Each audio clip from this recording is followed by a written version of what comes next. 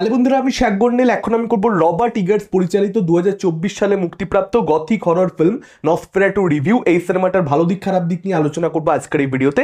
Last কয়েক মাস যাবত এই ছবিটাকে নিয়ে আমি প্রচন্ড প্রচন্ড প্রশংসা শুনতে পাচ্ছি। জাস্ট কয়েক মাস আগে এই ছবিটা অ্যাকচুয়ালি ভারতবর্ষে সিনেমা হলে মুক্তি পেয়েছে, তো তারপর থেকেই প্রচুর মানুষের খুব ভালো লেগেছে আমি বুঝতে পারছি। কিন্তু আমার মনে হয়েছিল যে এই ছবিটাকে নিয়ে আমি হয়তো তাহলে ভিউজ কম হলেও ক্ষতি নেই এই পার্টিকুলার সেকশনে, যেখানে আমার প্রচন্ড যে ছবিগুলো ভালো লাগে মনে হয় যে মাস্টারপিস গোছের কিছু হয়ে গেছে, একটা সম্পূর্ণ ডিফারেন্ট কাইন্ড অফ একটা নেক্সট লেভেলের এক্সপিরিয়েন্স প্রোভাইড করতে পারে আমাকে, সেই সিনেমাগুলো নিয়ে আলোচনা করি।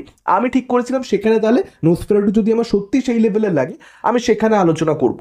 কিন্তু এই ছবিটা কিন্তু আমার ততটা ভালো লাগেনি। যেরকম মাস্টারপিস মাস্টারপিস বলে সকলে বলা বলি করছে, ডেফিনেটলি অনেকের কাছে এটা মাস্টারপিস হতে পারে, প্রত্যেকের টেস্ট আলাদা, আমি প্রত্যেকের টেস্টকে রেসপেক্ট করি। কিন্তু আমার এই ছবিটা মাস্টারপিস তো অনেক দূরের কথা, এটাকে আমি এক কথায় যে খুব ভালো ছবি সেটা বলে দিতে পারবো না। এটার মধ্যে ভালো দিক অবশ্যই কিছু রয়েছে, আবার অনেক কিছু আমার খারাপও লেগেছে, আমার খুব একটা পোষায়নি। এই ছবিটাকে আপনারা একটা রিমেক বা অ্যাডাপ্টেশন বলতে পারেন। 1922 সালে একটা জার্মান ছবি মুক্তি পায় যেটার নাম ছিল নোসফেরাটু। নোসফেরাটু একটা রোমানিয়ান শব্দ যার অর্থ হচ্ছে ভ্যাম্পায়ার, তো এটাকে আপনারা একটা ভ্যাম্পায়ার ছবিও বলতে পারেন। যদিও 1922 সালের যে ছবিটা, সেই ছবিটা অ্যাকচুয়ালি অরিজিনাল কোনো ছবি নয়, মানে সেই গল্পটা অ্যাকচুয়ালি 1897 সালের একটা বই যেটার নাম ছিল ভ্যাম্পায়ার, যেটা ব্র্যাম স্টোকার লিখেছিলেন, সেই বইটার থেকে সম্পূর্ণরূপে টুকে দেওয়া হয়েছিল। ক্যারেক্টারদের নাম বদলে দেওয়া হয়েছিল, লোকেশন চেঞ্জ করে দেওয়া হয়েছিল, বাকি সবটা একই ছিল। কোনো ধরনের রাইট ফাইট কেনার ধার ধারেনি মেকাররা। গল্পটা সম্পর্কে স্পয়লার না দিই যদি আপনাদেরকে একদম সংক্ষেপে বলতে চাই, এখানে আমরা একটা হর্নি পোজেসড মেয়ের গল্প দেখতে পাচ্ছি যার বিয়ে হয়ে গেছে, কিন্তু তার স্বামীকে বাইরের দেশে পাড়ি দিতে হচ্ছে কারণ তাদের প্রচুর টাকা পয়সার প্রয়োজন,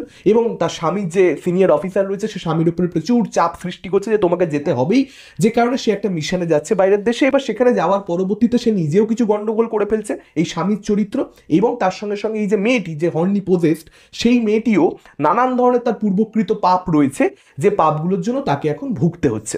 এবার এক্স্যাক্টলি কি কারণে সে ভুগছে, কিভাবে ভুগছে, এবং তার জন্য তার স্বামী কিভাবে ভুগছে, এবং সে এই সব কিছুর থেকে শেষ অব্দি মুক্তি পেতে পারছে কিনা, যাবতীয় জানতে গেলে আপনাদেরকে এই ছবিটা দেখে নিতে হবে। ছবিটার মধ্যে অবশ্যই কিছু ভালো দিক রয়েছে, এটা একটা গথিক হরর ফিল্ম এবং সেই ধরনের ছবিতে যেরকম ট্রিটমেন্ট দরকার সেটা অবশ্যই এই ছবির মধ্যে আপনারা পাবেন। টেকনিক্যালি খুবই সাউন্ডের একটা ছবি, প্রোডাকশন ভ্যালু বেশ ভালো, যেভাবে এরাটাকে রিক্রিয়েট করা হয়েছে, পিরিয়ডটাকে যেভাবে ধরা হয়েছে, কস্টিউম ডিজাইন হোক কিংবা সেট ডিজাইন হোক, সেই কাজগুলো কিন্তু ভীষণ ভীষণ ভালোভাবে এখানে করা হয়েছে। এবং তার সঙ্গে সঙ্গে কালারের কাজে প্রশংসা করতে হবে, সিনেমাটোগ্রাফি ব্যাপক, ভিজুয়ালি ছবিটা ডেফিনেটলি খুব ভালো। পুরো ছবিটা দেখি না ব্ল্যাক অ্যান্ড হোয়াইট একটা ছবি দেখছি এরকমটা মনে হয়, যদিও ছবিটা কিন্তু আসলে ব্ল্যাক অ্যান্ড হোয়াইট নয়, মানে সেটাকে মাথায় রেখে এরকম একটা লুক অ্যান্ড ফিল তারা দিতে চায়, সেই অনুযায়ী তারা শ্যুট করেছে, সেই অনুযায়ী তারা কালারে কাজ করেছে। কিছু দৃশ্য তো এরকম হয়েছে যে সেখানে এত বেশি ডার্কনেস যে অ্যাকচুয়ালি কিছু দেখা যাচ্ছে না, সেই জিনিসটা কিন্তু এই সিনেমার ক্ষেত্রে সত্যি সত্যি ঘটেছে, মানে ডার্কনেস ফর রিয়েল। মানে আজকাল আমরা যেটা দেখতে পাই যে দিনের বেলা শ্যুট করা হচ্ছে, তারপরে নীলচে একটা কালার গ্রেডিং করে দেওয়া হচ্ছে,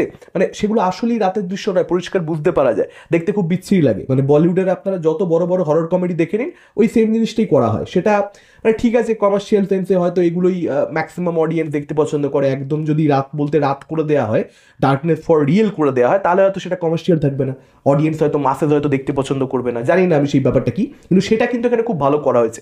নাইট সিকোয়েন্সেসগুলো really well shot, really well design, মানে সেগুলো দেখতে দারুণ লেগেছে। মানে এটা আপনারা এই ফিলটা কিন্তু আপনারা সচরাচর যে কোনো ছবিতে দেখতে পাবেন না, নোসফেরাটু সেটা করে দেখাতে পারে খুব ভালোভাবে। লিলি রোজ ডেপ, তার পারফরমেন্স আমার থ্রু আউট অসাধারণ লেগেছে, ব্যাপক পারফরমেন্স দিয়েছে, খুব চ্যালেঞ্জিং রোল ছিল কিন্তু সে কিন্তু ভীষণ ভালো কাজ করেছে, এবং বিল ভীষণ ভালো কাজ করেছেন এখানে লর্ড ওরলোকের চরিত্রে। এবং লর্ড ওরলোককে যেভাবে প্রেজেন্ট করা হয়েছে অ্যাকচুয়ালি, মানে শুরুর দিকে দেখবেন তাকে না তার ফেসটা রিভিল করা হয়নি, তার প্রেজেন্সটা বোঝানো হচ্ছে, তাকে আমরা দেখতে পাচ্ছি কিন্তু মুখটা তার এক্স্যাক্টলি দেখতে পাচ্ছি না। এবং যেটা বললাম একটা ব্ল্যাক অ্যান্ড হোয়াইট, যেহেতু কালারটা সেরকম করা, যে কারণে বেশ কিছু জায়গাতে মানে এমনই তার মুখে শ্যাডো পড়ছে যে তাকে আমরা পরিষ্কারভাবে দেখতে পাচ্ছি না। তো সেই অ্যাপ্রোচটা ভালো লেগেছে যে তাকে রিভিল করছে অনেকটা পরে, তাকে আমরা দেখতে পাই পরিষ্কারভাবে, দেখতে দেখতে অনেকটা লেট হয়ে যায়, এবং সেটার রিজন রয়েছে যে তাকে কেন হাইড করে রাখা হচ্ছে।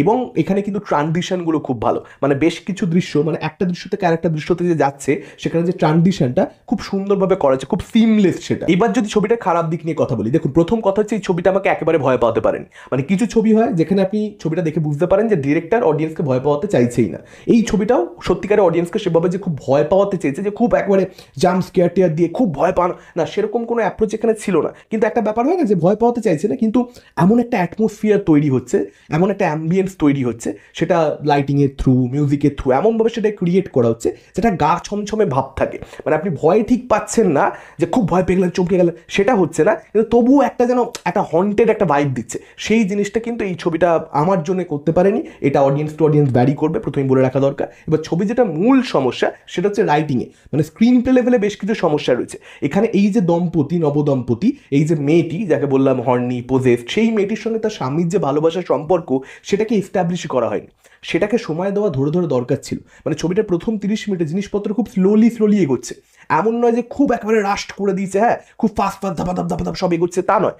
খুব বড় করে ছবিটা প্রথমের দিকটাতে, সেকেন্ড হাফটা এঙ্গেজিং টাইট ছবি হচ্ছে সেই দিকটাতে বলা যেতে পারে, কিন্তু ফার্স্ট হাফে কিন্তু ছবিটা বোর করে এক টাইম। কিন্তু তা সত্ত্বেও ডেভেলপমেন্ট নেই, মানে কোনো ধরনের প্রেমটাকে যদি সুন্দর করে দেখাবো, হ্যাঁ সেটার জন্য ইমোশন দর্শকের কাজ করবে, সেই অ্যাপ্রোচটাই ডিরেক্টর হাঁটেনি। এখন যদি প্রেমটা ওয়ার্ক না করে তাহলে ছবিটা সেকেন্ড হাফে যা যা হয়, ক্লাইম্যাক্সে কি যা যা হয়, সেটার জন্য ফিল করতে পারবো কি করে?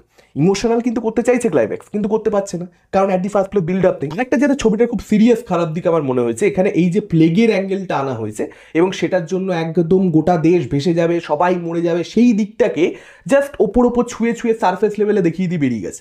সেটাকে আরেকটু ডিটেলসে দেখানো দরকার ছিল, কি স্টেকে রয়েছে, কেন ক্যারেক্টারটা, মানে এখানে প্রোটাগনিস্ট যে মেয়েটার চরিত্রটা, সে ক্লাইম্যাক্সে গিয়ে যে ডিসিশনটা নিচ্ছে সেটা সে কেন নিচ্ছে, মানে এতটা জিনিসটা, মানে কোথাও একটা ক্লাইম্যাক্সের যথেষ্ট বেশি ডার্ক। মানে গোটা ছবিটা যদি আপনারা ভালো করে ভাবেন, এটাকে আমি হরর ছবি বলার থেকে, যেহেতু আমি ভয় পাইনি, যারা ভয় পেয়েছে তাদের জন্য হরর ছবি হতে পারে, এটাকে আমি রাদার ডার্ক ফ্যান্টাসি বলবো। এবার এই ডার্ক ফ্যান্টাসিটা তখনই ওয়ার্ক তো করবে যখন আপনি এই প্লেগের অ্যাঙ্গেলটাকে বিউটিফুলি এক্সপ্লোর করবেন, সেটাকে সময় দেবেন, ধরে ধরে দেখাবেন, সেই জিনিসটা ছবির মধ্যে হচ্ছে না।